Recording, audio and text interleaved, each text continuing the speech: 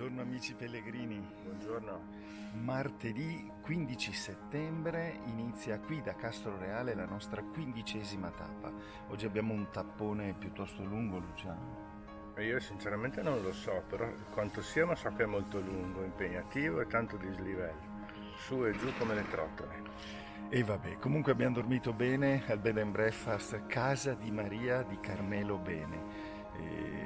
Un nome e una sicurezza, ricordatevelo se passate per Castroreale. Carmelo Bene, Casa di Maria. Ci siamo trovati veramente molto bene. Un abbraccio e una buona giornata e un buon cammino a tutti. Buon cammino.